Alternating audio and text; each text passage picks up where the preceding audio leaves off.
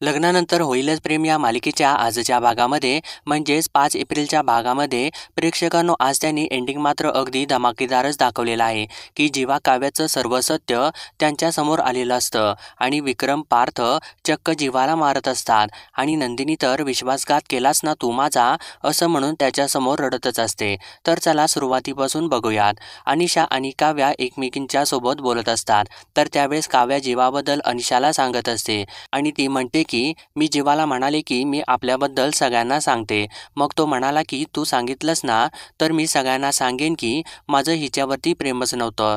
तर ते ऐकल्यानंतर अनिशा थोडीशी भडकतेच, पण तो असं कसं काय डिनाय करू शकतो असं ती म्हणू लागते। आणि मी तुला एक गोष्ट सांगू शकते की हा त्याचा इगोच बोलत आहे आणि तू अजिबात गिव्हअप करू नकोस, तू सतत त्याला बोलत राहा। नाहीतर तू एक काम कर, तुझ्याकडे तुमच्याबद्दल ज्या काही गोष्टी आहेत ना त्या सगळ्या काही बाहेर काढ आणि सांगून टाक सगळ्या जगाला जे काही सत्य आहे ते, असं त्याच्यावरती ती उत्तर देत असते। तर काव्या अगं अनु सांगायचं आहे ना मला, पण मी आईच्या सोबत बोलायचा प्रयत्न सुद्धा केला होता, पण हे सगळं काही ऐकून तिने खूप प्रेशर घेतलं म्हणून मी आत्ता गप्प बसले आहे असं ती सांगता सांगता म्हणते की पण मी असं किती दिवस गप्प बसणार आहे आणि अशी किती दिवस घुसमट सहन करू, आणि तू काळजी नको करूस, लवकरच मी या सगळ्या गोष्टींचा सोक्षमोक्ष नक्कीच लावेन असं ती तिला तिच्या वतीने खात्री देते। तर आता इकडे जीवा नंदिनीला आनंद निवासमध्ये सोडायसाठी कारमधून चाललेला असतो आणि तेव्हा कार चालवत असताना तो स्वतःमध्येच हरवून गेलेला असतो आणि त्यावेळेस नंदिनी त्याच्याकडे बघत असते पण त्याचं तिच्याकडे लक्षच नसतं। तर तेव्हा जीवा मनातल्या मनामध्ये अरे यार ही अनिशा आता मधूनच कुठून आली आणि एकतर ती शॉर्ट टेम्पर्ड आहे, काव्या तिला सगळं काही सांगेल आणि त्यामध्ये अनिशा तिला अजूनच भडकवेल आणि हेच सगळं होणार आहे। आणि मला तर असं वाटत आहे की अनिशा तिला हाच असलाच सल्ला देईल की जीवाबद्दल सगळ्यांना तू सांगून मोकळी हो। मग जर काव्याने तिचं ऐकून जर तसंच केलं ना तर काय होईल असा तो विचार करत असतो आणि पुढं तो म्हणतो की आता काव्याकडे बघता ती असं करू शकते आणि सध्याचं घरामधलं वातावरण बघता काव्याने असं काही करू नये अशी तो प्रार्थना करत असतो। तर तेव्हा नंदिनी सुद्धा मनातल्या मनामध्ये विचार करत असते की वसुंधराने त्यांच्या एंगेजमेंटची अंगठी काढायसाठी भाग पाडलेली असते, तो क्षण तिला सतावत असतो आणि त्यावरच ती मनातल्या मनामध्ये बोलत असते आणि ती म्हणते की हे सगळं करायची काय गरज होती आणि ती अंगठी कशी ओढून काढली रम्याने, आणि मी काढली असती ना ती अंगठी पण मी सुद्धा काय आनंदाने ती मिरवत नव्हते आणि घरच्या सगळ्या गडबडीमध्ये माझं त्याच्याकडे लक्ष गेले नाही, एवढंच काय ते होतं आणि मी मागचं सगळं काही विसरलेले आहे आणि पुढचं मी सगळं काही स्वीकारलेलं आहे असं ती स्वतःशीच बोलत असते।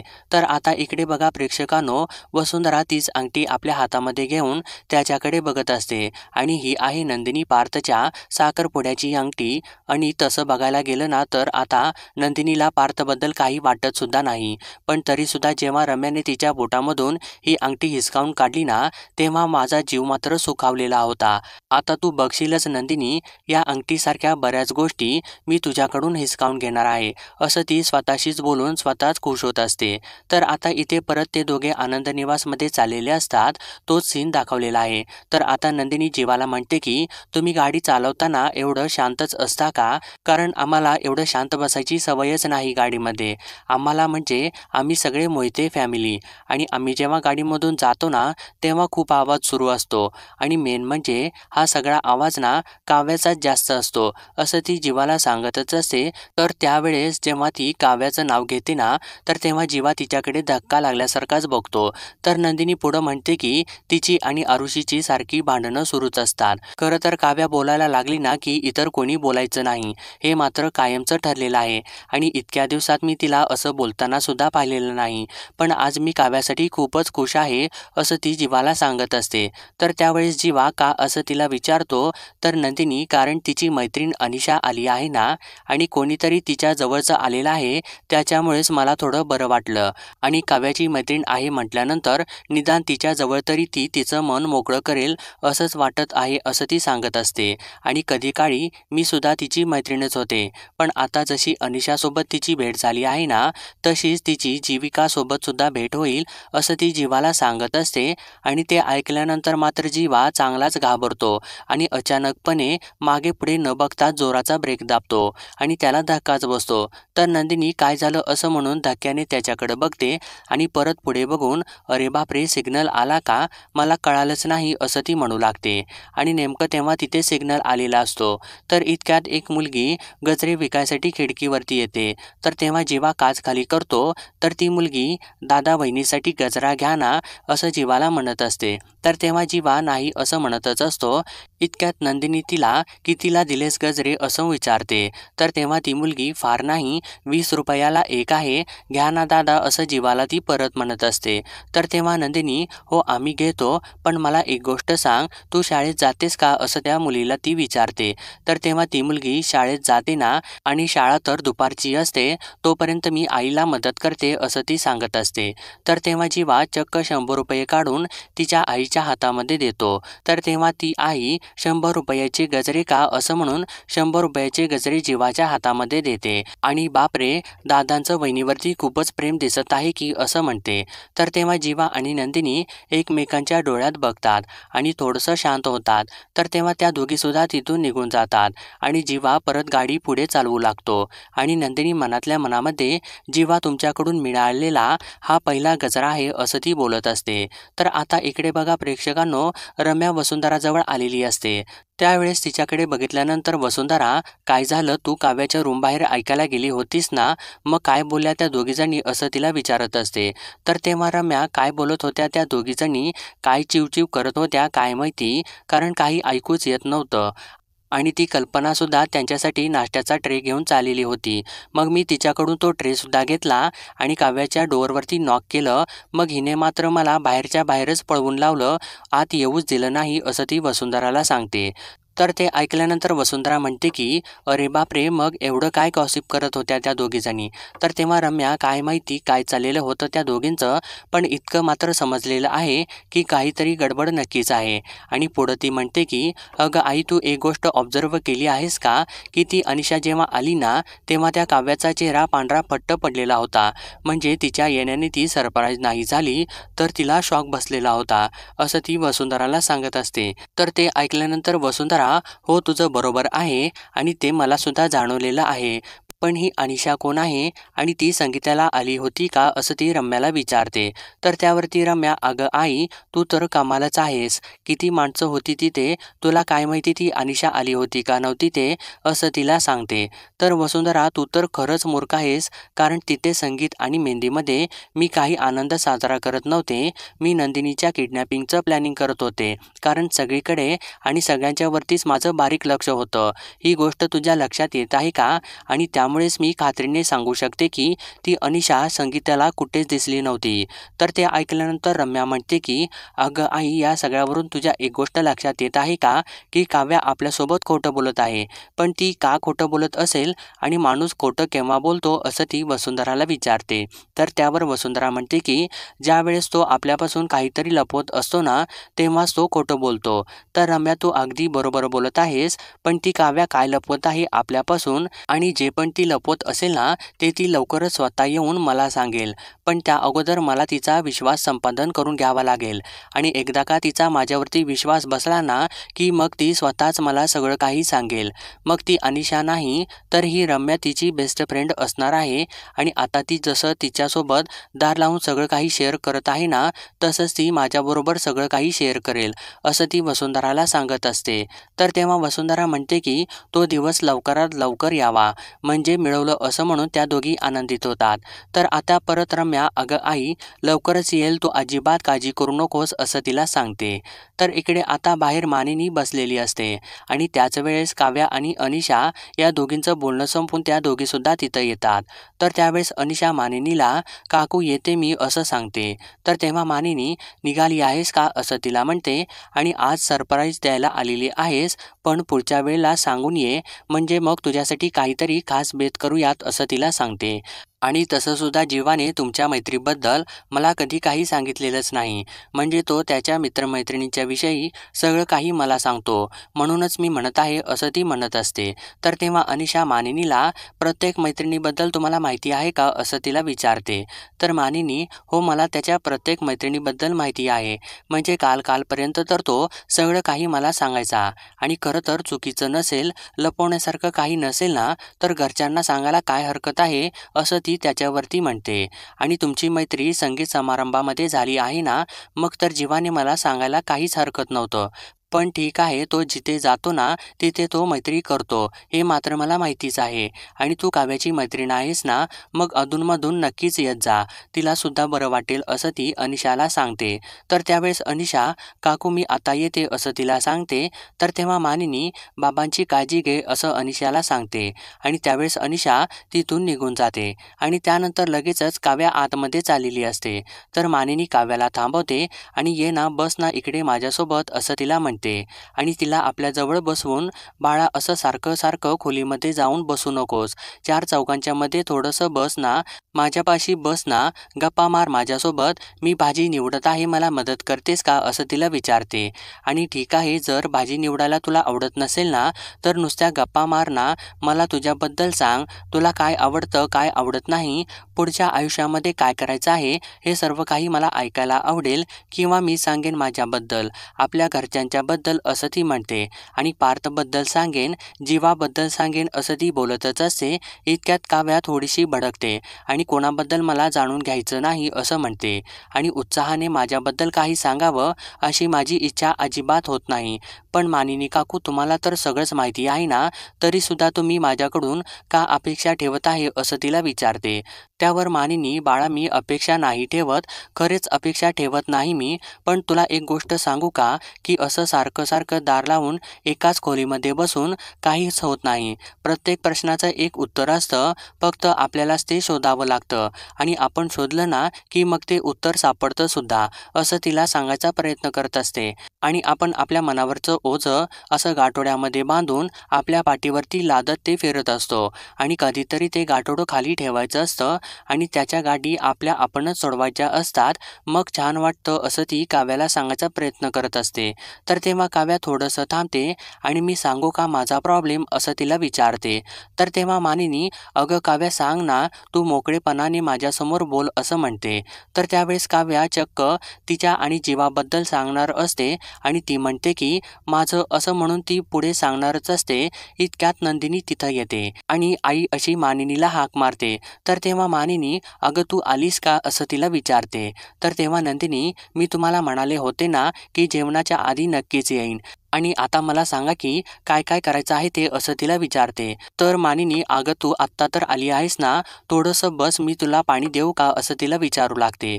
तर नंदिनी, नाही नाही मी इथेच आहे असं म्हणून ती थोडंसं दुसऱ्या बाजूला बघते आणि तिच्या केसात माळलेला गजरा मानिनीला दिसतो. तर तेव्हा मानिनी तो गजरा बघते आणि अरे बापरे, मोगऱ्याचा गजरा माळला आहेस की तू, तरीच म्हणालं की मोगऱ्याचा घमघमाट सुटलेला आहे, छान दिसत आहे ना तो असं म्हणते. तर तेव्हा नंदिनी थँक्यू असं तिला म्हणते आणि तुम्हाला गजरा आवडतो का असं विचारते. तर मानिनी, अर्थात आवडतो ना, आणि जर रोज कोणी दिला ना तर मी रोज सुद्धा घालीन असं तिला सांगते. तर नंदिनी, असं आहे ना, तर मग एकच मिनिट थांबा, माझ्याकडे आहे ना असं म्हणून तो आपल्या पर्समधून गजरा बाहेर काढते आणि मानिनीला, मी तुम्हाला गजरा माळला तर चालेल ना असं विचारते. तर मानिनी, मला तर खूप आवडेल असं तिला सांगते. तर त्यावेळेस नंदिनी मानिनीच्या केसामध्ये गजरा माळू लागते आणि खूपच छान दिसत आहे आई असं सांगते. तर मानिनी तिला विचारते की तू घेतले आहेस का गजरे. तर तेव्हा नंदिनी, गजरे ॲक्च्युली जीवांनीच घेतलेले आहेत, म्हणजे सिग्नलवर गाडी थांबलेली होती ना, तिथे गजरे विकणारी एक बाई आणि तिची मुलगी आली होती. ती म्हणाली जीवाला की दादा वहिनींच्यासाठी गजरे घ्या ना. मग मला तर हवाच होता गजरा, पण मग जीवाने एकदम 100 रुपये काढून दिले तिला, मग तिने मला हे 5 गजरे दिले असं ती मानिनीला सांगते. तर त्यावर मानिनी, अरे वा, म्हणजे जीवाने दिलेला हा पहिलाच गजरा आहे ना तुला, बरोबर आहे ना असं म्हणून ती नंदिनीकडे बघून हसत असते. तर तेव्हा मात्र काव्याला त्या गोष्टींचा त्रास होऊ लागतो आणि काव्या थोडं फ्लॅशबॅकमध्ये जाते. आणि ज्यावेळेस जीवा तिला गजरा देत म्हणालेला असतो की इस फूल की ओर से ये फूल कबूल कीजिए, तर त्यावेळेस काव्याने तो गजरा घेतलेला असतो. तो क्षण तिच्या डोळ्यासमोरून चाललेला असतो. आणि तेव्हा नंदिनी तिच्याजवळ जाते आणि काव्या, मी तुला सुद्धा माळते गजरा असं म्हणून तिच्या केसांमध्ये गजरा माळतच असते. इतक्यात काव्या, मला नको आहे गजरा असं तिला सांगते आणि ती रागाला आलेली असते आणि रागाने ती उठून तिथून निघूनच जाते आणि आत खोलीमध्ये जाऊन ती स्वतःला त्रास करून घेऊ लागते. तर इकडे बाहेर नंदिनी, मला वाटलं काव्याची मैत्रीण येऊन गेली आहे म्हटल्यानंतर तिला जरा हलकं वाटलं असेल असं ती बोलत असते. तर त्यावर मानिनी पण तिचा मूड अजून बरा झालेला नाही असं सांगते. तर तेव्हा नंदिनी मी बोलेन तिच्यासोबत असं मानिनीला विश्वास देते. आणि तेव्हा मानिनी नंदिनीला पण हा गजरा घेऊन देणारा आमचा जीवा आहे कुठं असं तिला विचारते. तर नंदिनी त्यांचं काहीतरी काम होतं आणि मला ड्रॉप करून ते तिकडंच गेलेले आहेत असं सांगते. आणि मी हातपाय धुवून पटकन येते, पण आल्यानंतर भाजी मात्र मीच करणार असं सांगून ती तिथून निघून जाते. तर तेव्हा मानिनी मनातल्या मनामध्ये बोलू लागते की एकाच झाडाची दोन फुलं आहेत, एक कोमेजलेलं आहे तर एक टवटवीत आहे.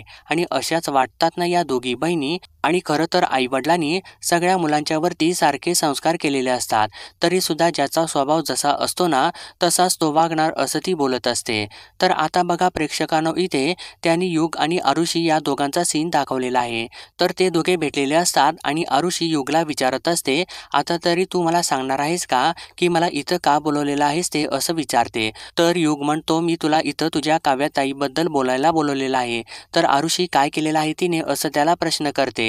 तर युग म्हणतो, काय नाही केलेलं तिने ते सांग, कारण सतत आपलं चिडचिड करत असते, भांडण करण्याचा एक चान्स सोडत नाही ती.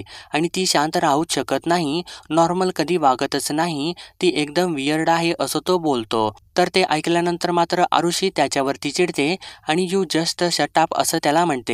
आणि तू आता लिमिट क्रॉस करत आहेस, काव्याबद्दल बोलत आहेस तू, हे लक्षात ठेव असं त्याला म्हणते. तर युग मी काव्याबद्दलच बोलत आहे आणि नंदिनी ताईबद्दल सुद्धा बोलणार आहे असं तो म्हणतच असतो. तर आरुषी चांगलीच भडकते आणि नंदिनी ताईबद्दल मी एक शब्द सुद्धा वाईट ऐकून घेणार नाही असं त्याला तोंडावरती सांगते. तर युग तिच्याबद्दल मी काही वाईट बोलूच शकत नाही, कारण ती जस्ट मॅजिकच आहे आणि घरी आल्यापासून तिने सगळं काही पीसफुल हँडल केलेलं आहे. कोणी काही बोललं ना तर तोंडामध्ये साखर ठेवते, पण उलटून कधीसुद्धा बोलत नाही.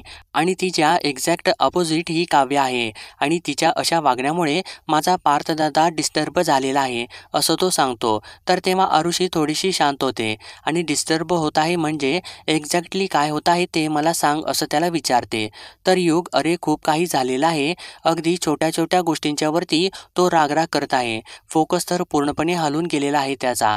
आणि स्वतःच्या कामाला एवढ्या डेडिकेशनने करणारा माझा पार्थदादा तो मीटिंगसुद्धा विसरत आहे. आणि आरुषी, मला कधी कधी वाटतं, टेन्शन येतं मला की तो काहीतरी एक्स्ट्रीम तर करणार नाही ना असं तो सांगायचा प्रयत्न करत असतो. तर त्यावर आरुषी, पण हे काव्यासुद्धा करू शकते ना, आणि जरी काव्या चिडत असली ना तरी सुद्धा मनापासून ती खूप हार्ट झालेली आहे आणि का होणार नाही, तिच्या जागी मी असते ना तरी सुद्धा मी पण तेच केलं असतं असं ती युगला सांगत असते. तर युग आरुषीला म्हणतो की मला खरंच काही कळत नाही, हे सगळं कधी शांत होणार आहे. आणि ते दोघे सुद्धा गंभीर विचारात पडतात. तर इकडे आता काव्या परत स्वतःचा रागराग करू लागते आणि त्यावेळेस तिला नंदिनीचं बोलणं सर्व काही आठवत असतं की तिथे एक मुलगी आणि तिची आई गजरा विकायसाठी आलेले होते आणि ती मुलगी जीवाला म्हणाली की दादा वहिनींच्यासाठी गजरे घ्या ना, पण जीवाने एकदम 100 रुपये दिले, मग तिने मला हे 5 गजरे दिले आहेत असं तिला सर्व आठवत असतं. आणि अचानकपणे ती तो सीन कसा घडला असेल असा विचार करू लागते आणि तिच्या विचारामध्ये जीवाने आनंदामध्ये तो गजरा तिच्यासमोर धरलेला असतो आणि त्यावेळेस नंदिनी आपल्या केसात त्याच्या हातूनच गजरा माळून घेतलेला असतो आणि अगदी रोमॅन्टिक सीन तिथे झालेला असतो असं सर्व काही तिला वाटत असतं. आणि ती रागारागानेच पण हा जीवा असा कसा काय करू शकतो असं म्हणून चक्क ती फोन घेते आणि जीवाला फोन लावते.